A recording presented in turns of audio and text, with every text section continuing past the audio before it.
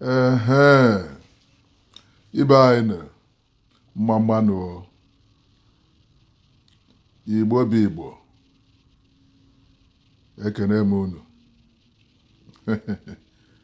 My people, today is Saturday, a holy day for the Jews and for the Hebrews, even for you and I, the strangers. Also, we are to join, as long as you believe in Christ. Monage, the way of life of Christ, Sabbath is the way of Christ, his custom. You got na Luke 4:16. If Jesus according to his custom was every Sabbath day, he goes into the synagogue. According to his own custom. Mona kwetekwa na Jesus. I get follow nienu. Ọkwa anyị na-abụ n'abụ. I get follow nienu. Ọkwa ka ị na-aghọta. Mana ọ bụghị ihe nji wee guzo. Kama nke mgbabata n'okwu nji wee bịa. So ụmụnne m, okwu nji bịa bụ na wa mother tongue. Nke a abụbeghị nke ịgbakwunyere ya oyibo. Nke a bụ n'onu mụ na anyị na-asụ Chineke nyere anyị bụ ndị Igbo. So wee bụrụ ihe banyere ọfọ ya na ịga ọjị. Ọkwa nwoke bakwute gị n'obi na ezinụlọ gị, ma ọ bụ gị nwa bakwute nwoke n'obi na ezinụlọ. Ụfọdụ bata dịka omenala Igbo si dị. Ụfọdụ ịbata ewepụta ọjị. Onye nke na-eprezentị na-ewepụtara gị ọjị, ịkụ gị ọjị, iwepụtara gị ọjị. Onye ahụ kwesịrị nene ka o jide ọfọ. Gị nwere onwe gị wee na-anabata mmadụ, onye ọbịa na be wee na-eku ya ọjị, na-ewepụta ọjị, ka ị gọọ n'ọjị, ya ka ikpe na-ekpere, ka a taa n'ọjị. Mụ na uchetakwa na ọjị dị inu, ọ dịkwa bito, ọ na-enu inu. And mụ na uchete kwesịrị ichetakwa na o nweghị dieti mụ na gị chọrọ ya consult without a present ọjị or use ọjị ma ọ bụ bread. Ndị Juu na-eyuzu bread, anyị nwa na-eyuzu ọjị. Then onweghị dieti Chineke nyere ndị amara enwe ihe eji akọnzọltụ abịakwute ya bụ dieti. Ọjị so n'ofu ihe na nke anyị. Hot drinks na-esokwa ya na ose ọjị. In some cases, ose ọjị. Ihe niile bụ ihe iji wee renew ọgbụgba ndụ, a covenant agreement between mmadụ na ibie. Ihe ndị a bụ iji wee banye n'ọgbụgba ndụ agreement, ọ iji wee renew ọgbụgba ndụ agreement. Ịma ọgbụgba ndụ bụ agreement. Ihe ndị a bụ iji wee renew ma nke dịrị mmadụ na mmadụ ibie, ma ọ bụ nke dịrị mmadụ na dieti Chineke nyere ya. Dieti bụ arụsị, mmụọ. Ịma na Christians, mmụọ e nyere ha bụ mmụọ nsọ, Holy Spirit. Ọ ekwesịghị ka enye ha na ọ bụrụkwa na ha kwetere na Jizọs, o debekwa the commandments. Na Jizọs kwuru na John 14 na ikwete na mụ debe iwu m nunu, ikwete na mụ debe the commandments, ka m wee yọọ nna ihe, yọta ya ihe n'afa gị, ya ka m wee yọtara gị ihe n'aka nna. Ifugu eso onye nweziri commandments, ọ nna nwere ihe ndị Jizọs ji wee sị dobenu commandments, ọ dobekwa na iwu nna m, ka m wee nwee ike ịyọ ya ihe ka o merie unu. Ọ dị na John 14:15-26. Ọ dị mkpa ka ị gụọ ya, maka na anyị niile kwere ekwe.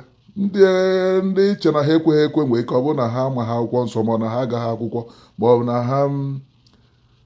na ha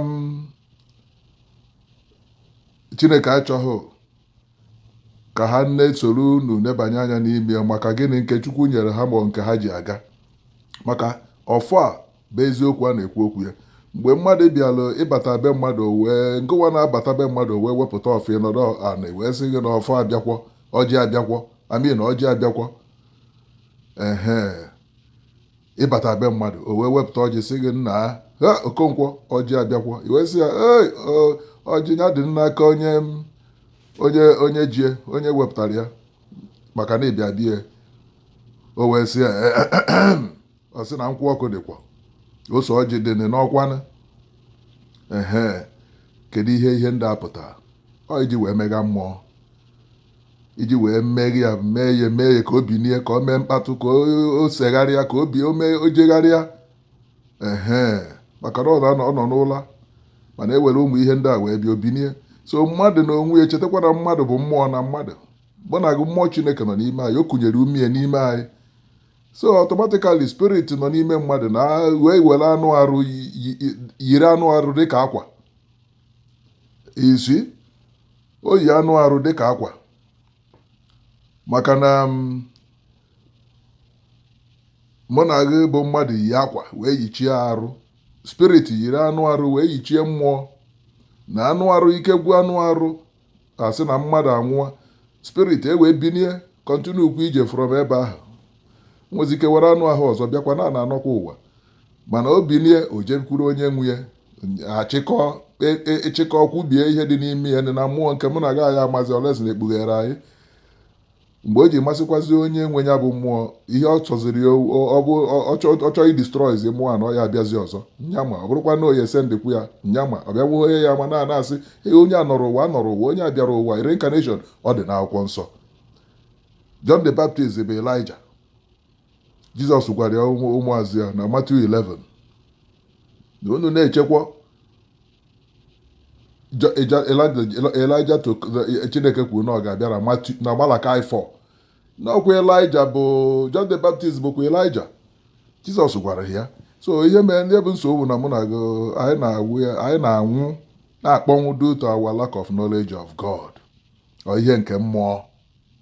So na ihe mgbe ịbata be mmadụ o wetara gị ọjị ka ya gọọ prezent alụghị ọjị, wepụtara gị ọjị gọzie na ọjị n'ekwu nnọta ọjị, ihe amanụ na onye ahụ jikwa eziokwu, ojikwa ọfọ bụ eziokwu. Onye ahụ jikwa ọfọ, ọsakwala ile, asakwala onye ahụ asa, sachapụsịa ihe niile bụ ihe bụ unclean, bụ ụgha na-emegide emegide for eziokwu ịchịzi na ndụ onye ahụ. Onye ahụ ga-eprezentị n'ọfọ wụọ ọjị taa na ị ga-ama na ịdị shọ ịdịghị ịbata ịmahụ na onye ọgwụ weghara ya n'aka, ịmahụ na origharị ya n'ọnụ, ịmahụ na nke oji ọfọ zuru oke nọ na oji ha. O wee bịa wepụtara gị ọfọ ịnọdụ a na-ete ọjị. Ịta anya bụ ọjị ịtarịgokwa nsogbu, maka ọjị ahụ bụ ọgba ndụ ka unu renuru, mmụọ ka unu megharị ya na spirit kai ma ọ ka ihu na-akpị ọkwa nkwụ ọkụ shinaps. Ọ nke na-echeta eji eme ihe fọrọ, mana nkwụ ọkụ bụ nkwụ ọkụ. Nọ nke onye ego onye ruru ma ọ bụ nke onye nwere n'ụlọ biya o prezent ya. So ụmụnne m wee bụrụ ya bụ na gụnwa na-eje be mmadụ ka o prezentị alụghị ọjị, iwu na oye prezentịrị gị ọjị, ị ga-agba onye ị na-eje bie mmanụ okwukwu ya na ọ bụ okwetekwa n'ọfọ, ojikwa ọfọ ahụ. Kedu ihe bụ ọfọ a? Oji ọfọ na ihe nne dị n'ime ya bife na-anapụ ya ọjị, bife unu na-ekpe ekpere na-agọzi ọjị na-agọgụakwe ịghọta ịta unu aṅụa nkwụ ọkụ ta ọkwa ọgbụgba ndụ gị na onye ahụ abụrụgo ofukwa. Unu bụ ofu na mmụọ, ofu ụmụnne na mmụọ. So ọ bụrụ na o ji ọfọ zuru oke wee gọọ onye bụ ọfọ gọọ onye bụ ọjị taa, ọ dịghọ mma. Nke nwa ya atata ihe ọma, ọ ya bụrụgo nsogbu. So n'ihi ga na-eme nkwayarị, amụra ga na-ajụ ase na-ajụ bifo anyị erie, na ajụghị ajụ wee ri wetara ayaghị aya wee nwụ. So na ụmụnne m o wee bụrụ ya na ọ gịnị bụzi ihe niile bụ ọfọ a anyị na-ekwu anyị kpọrọ eziokwu, maka anyị ma na ọfọ bụ eziokwu. Ọ gịnị bụ eziokwu?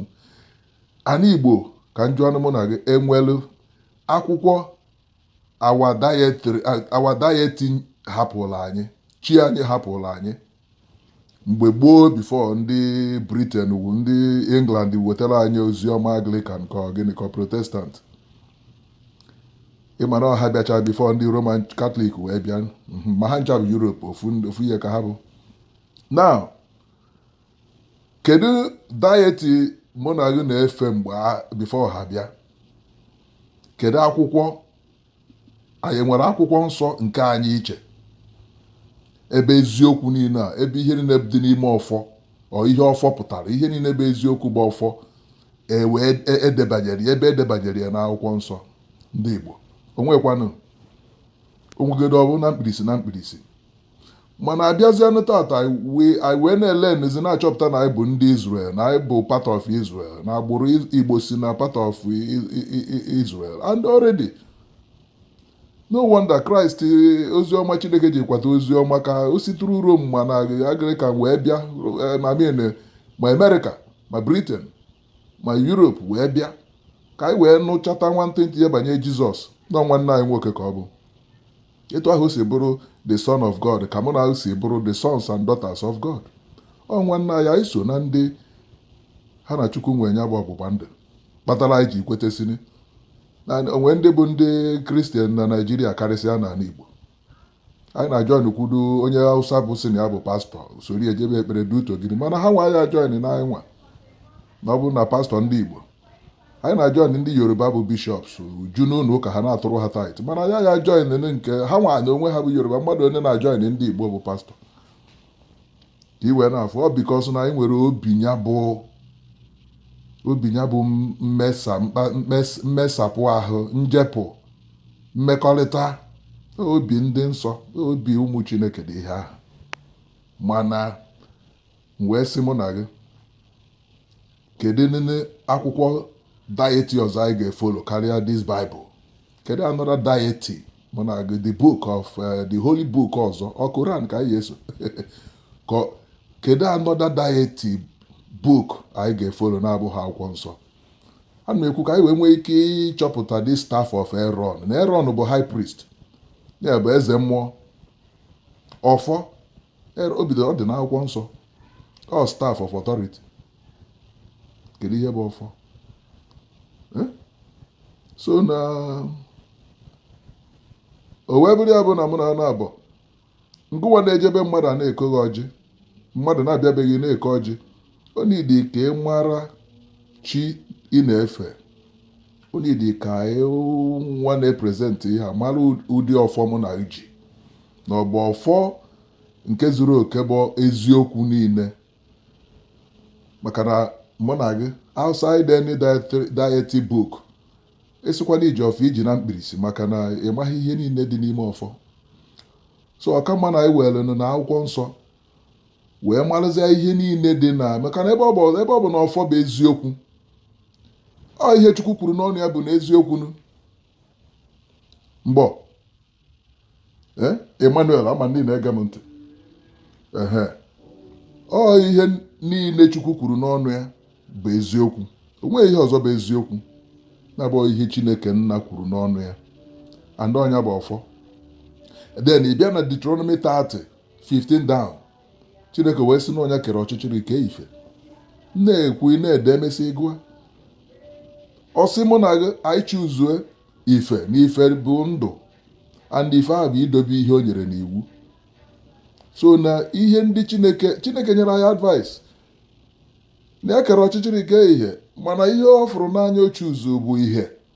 Ka ezi ihe Chukwu ji wee kpọzi ọchịchịrị ya asị. Inwere ike ịjụ kedu ihe o ji kpọọ Ịsọ asị bịa fụ Jekọb n'anya, mana ọnya kere ha na-aba. Ndị amụbeghị ha n'afọ nne ka ọ nọ wee kwu ọ bikọs na ọnya kere ọchịchịrị ke ha ja nwere ọrụ ha bịara ịrụrụ ya n'elu ụwa. O nwere ihe o ji ha eme. So onye mụ na gị advice si anya ijide eziokwu, na eziokwu bụ ọfọ, and na ọfọ a bụ ihe ziri ezi n'anya ya, what is just n'anya Chukwu, ya bụ what is right, his own righteousness. Onwekwana ihe dị iche ofu ihe. So eziokwu bụ ezi omume Chineke, eziokwu bụ iwu Chineke nyere, na mmadụ ga-edebe wee nwee ndụ. Maka ihe na-abụ ọfọ anyị na-eji ma ọ bụ ọjị anyị na-agọ bụ ka anyị tata ndụ na-arụ isi ike, nwee ọmụmụ, nwee agamniru. Ọhụ ka anyị dị ndụ. Ọnyanụ Chineke sị na ya nyere anyị ilu igwe Deuteronomy 30:15 daa ka efu advice onye mụ na gị anyị wee ma na ọnya prezentị ya ọbụbụ ọnụ ya na ngọzi wee sị mụ na chuzuenu ngọzi. Ọbụbụ ọnụ dịkwa njọ. N'ime ngọzi ọ sị na ngọzi bụ ihe ọma n'anya ya, ihe ziri ezi n'anya ka anyị echu. So n'ọnya bụ ọfọ ka anyị were n'akwụkwọ nsọ, ụmụnne m, ka anyị were n'akwụkwọ nsọ ka o wee dịrị anyị na mma, ka anyị wee dị ndụ, ka anyị wee natarukwa unu, ka Chineke wee nwee ike ịchịkọtakwa anyị ọnụ, ka anyị wee nwee ike ịbụ obodo a ga-eji wee maa atụ n'ụwa niile okpuru anyanwụ dịka eji ụmụ Izrel ama atụ. Ọ pụtara na ha na-egbe ndị ezi omume ma na onwe onye bụ onye ezi omume ahụ emehie ka ọ pụtara na ha ụmụnne anyị ka ha bụ ọjọọ ọgbụgba ndụ ahụ agreement dịka m gwa mụ na gị. Nkwụ ọkụ na ose ọjị na ọjị mgbe ọbụla a na-ewetu ya ọkwa mmụọ ka a na-achọ imega, maka ekpere ka a ga-eji ekpere. Mgbe ị na-achọ ikpe ekpere, mmụọ ka ị na-emega. Aja ka a na-eprezentị ihe a ewee rikọrọ ya. So ọ bụrụzi na gụ nwa na-eprezentị ya eji ha ọfọ, ị ga-enye mmadụ nsị. Ihe ị na-enye onye ahụ bụ poison, nsị ka ị na-enye. So ị ga-ejide ọfọ, and onye na-ejebe mmadụ ịta ọjị nọrọ nwayọọ, aka usoro ya mere ngwa ngwa iwere ka itinye n'ọnụ gị sị gọtafie gị na onweghị onye bụ Chukwu. Ị bịara ebe a ka enyere gị aka. Onye ahụ enyere gị aka na ọ bụla ịbịa enyemaka maka iri ha ihe bie ma ihe niile ibinienu, maka ọ Chineke bụ onye inye aka mụ na gị.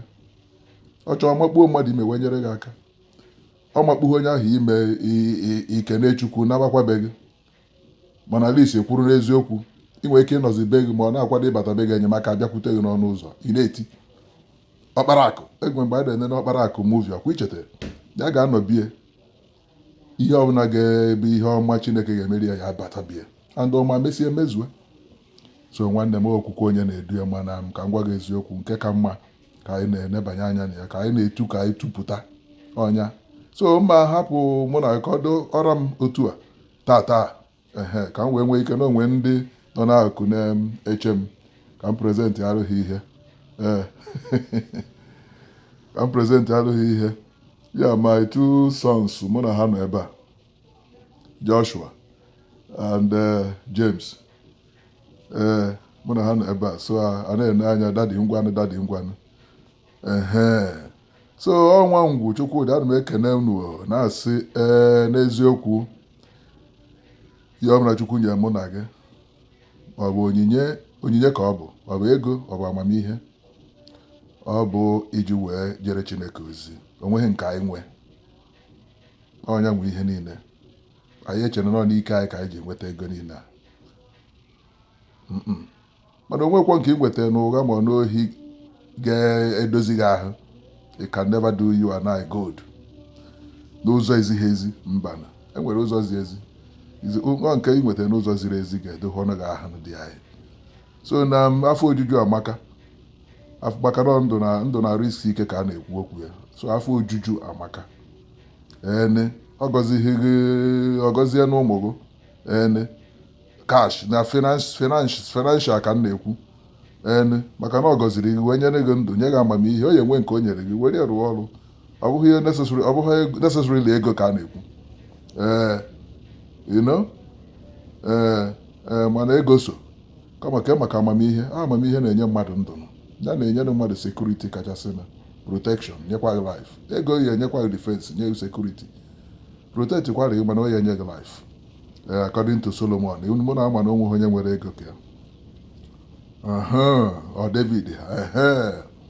So n'ime ihe niile ụmụnne m, ka ọ dịgodunu ka bụ ozi nke m nwee na onye nwaanyị nyere m n'ụbọchị taa. Biko ya gaba n'iru, ya gbasaba ka ụmụnne anyị ọtụtụ ndị ọ ga-enyekwa aka, ọ ga-enye aka. So ka onye nwe n'igwe n'ụwa chebe mụ na dube anyị, ma chekwara anyị ụmụaka anyị, ma wezigara anyị ihe mgbu na ihe iti aka n'obi. Ọkacha na-ajọ oge a dịka o si dị bụ otu na Nigeria and America, the world at large. nsogbu bụkwa na the land, the earth has been defiled. Emerụgwa ya emerụwa n'ala, then ọkụ wee si n'okpuru ana wee na-achụzi ya ka ọ chụpụ na-ele ka o lepịa.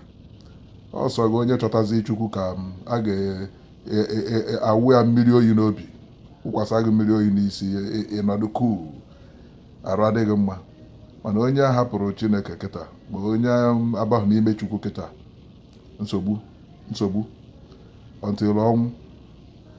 So nọọ ihe a nọ n'elu ya, eziokwu ga-achị and ọnya ka a nọ n'elu ya, ofu eziokwu a na-ekwu ọfọ.